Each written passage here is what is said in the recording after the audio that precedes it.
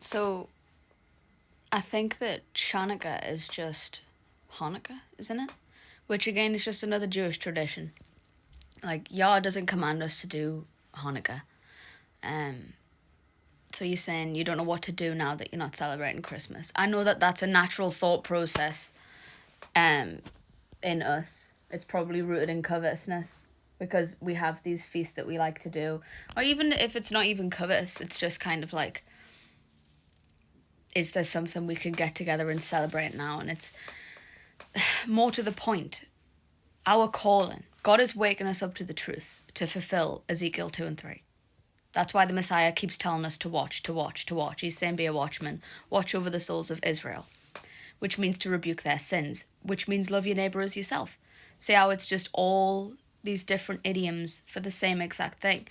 And in Ezekiel, you're going to see that the little book that he eats is actually the same thing that it's...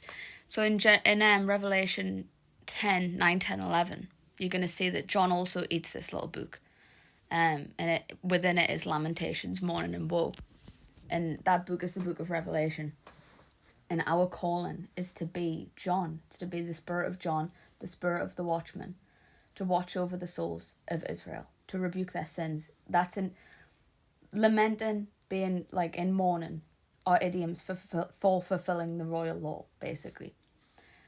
So what's happening in the Torah movement right now is they're waking up to Christmas being pagan, and then they're shuffling over to the right and doing Jewish traditions like Hanukkah and things like that. Or the only feasts that God gives us are his feasts that are given to us. I can't even remember. Leviticus 23. So he has these feast days that are his. They're beautiful feast days. And the last thing that we want to do as the Northern Kingdom within the Gentiles in a profane land on a profane calendar, the last thing we want to do is profane those feasts in this profane land on a profane calendar. And the reason why I say a profane calendar is not just talking about the Gregorian calendar. It's talking about the fact that Yah took away the feasts from us. That's Lamentations 2:6. He took away the calendar from us. That's Jubilees 6. Ezekiel 22, 23 to 31 tells you about the people who, when Jubilees 6 happens, they don't teach people the difference between a holy day and the profane days. Whereas the people in Ezekiel 44 from verse 23 to 31, it's this like a reflection. They're like opposites even. It's like Ezekiel 22 is the evil servants and Ezekiel 44 is the good servants. They do teach the difference between the holy and profane. Because Jubilees 6 tells us that the calendar is going to be lost again. Yah took it away. And he isn't going to restore it until the restoration of all things, which is New Jerusalem. It's in the kingdom. Not to mention that Yah actually took away the feast days from Israel when they were booted out of their inheritance. We're not in our inheritance anymore. We're within the Gentiles. So we shouldn't be profaning his feast whilst in captivity. We haven't been taken back to New Jerusalem yet. And you're not going to restore the calendar. I don't care how many people. There's a lot of people in the Torah movement that claim that they've cracked the calendar. Or that it's just, God just wants us to try, like pick a day. Like, no, he took them away. The fact that you don't know the proper day is evidence that you shouldn't be doing them. Because for the Day of Atonement, what you're going to do? If you don't do it on that day, to the day, at the appointed time, say you miss that part of the law, do the feast forever. But you miss when you're in the land of your inheritance. You miss the fact that you're Israel, that got booted out of your inheritance, so you lose the blessing of the feasts. And you miss at the appointed time. Not pick a day, any day. And Yah knows my heart, just like the Christians say about Christmas. It's even worse that it is his days because you're profaning them. You're not keeping them correctly. But yeah. So, and then look at Daniel. In Daniel 10, verses 1 through 4, you'll see, look at the dates. Look at the date that's given. He fasts over Passover whilst in Babylon. That is extremely prophetic about America right now.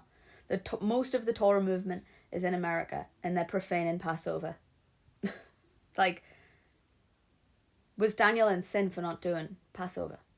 No, he knew the law.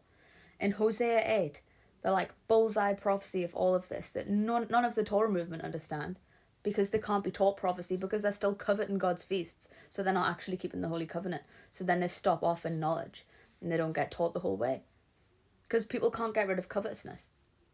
Hosea 8, Ephraim, another idiom for America. Look at Isaiah 28, it's where Satan's going to be cast down. It's the same language as Babylon. Because Ephraim did many altars to sin, Christmas and Easter, they made those altars, it's pagan altars.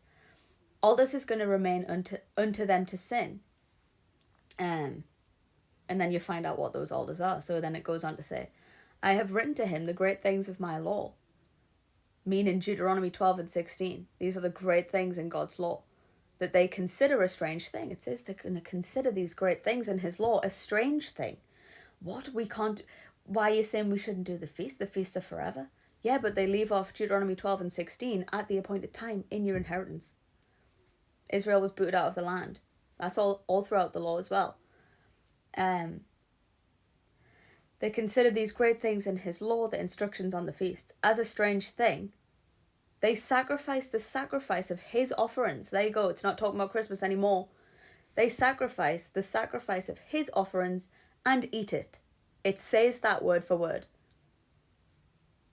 And then Isaiah 66 tells you that these people are going to be sacrificing lambs, doing the Passover, and it's going to be to the people that know the difference between the holy and the profane, that know we shouldn't be doing the feast. It's going to be like this cutting a dog's neck. That's how it is to Yah as well. When you profane his feasts, it's like repulsive to him. He doesn't accept it. And that's what it says in Hosea 8. It says, they sacrifice the flesh of the sacrifices of my offerings, and they eat it, but the Lord accepts them not. He doesn't accept them. He doesn't accept it as righteousness. In fact, Isaiah 1 and Isaiah 66 are intertwined. And it's like, it's too deep to even get into right now, man. Like, the Beatitudes is even more specifically talking about these people fulfilling the royal law, but they're also rebuking the feasters. That's what it means to have a broken and contrite spirit. It's Isaiah 66. He that has a broken and contrite spirit doesn't do the Passover and doesn't profane his feasts. But when he watches people do Passover and profane it, it's like they're cutting dogs' necks. And Isaiah 1 tells you why. It's not just that they're not listening to the instructions of the feast, why it's so repulsive to God. He says your feasts are iniquity. The solemn assembly is iniquity to him. It's sin. It's sin that you're doing these feasts because your hands are full of blood. Because he woke you up out of the Christian church to become Ezekiel 2 and 3. To become a watchman. To warn the people to go back to the church and warn them. Lament and mourn. Go and tell them the truth. But instead you just go into your little Torah clique. Create a similar environment to that of the church. You don't have the love of God and neighbour in your heart, really, because your love waxes cold for your neighbour because you don't go and tell them the truth of the 10 Commandments. So then you end up in error on the feasts. And he says your hands are full of blood. So that is the spiritual condition for why people are still profaning God's feasts.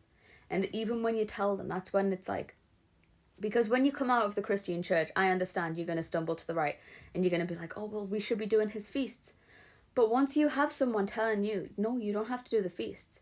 The difference between the wheat and the tares, the wheat, usually it's already on their hearts. Like, I don't have a clue what I'm doing. I don't know the day.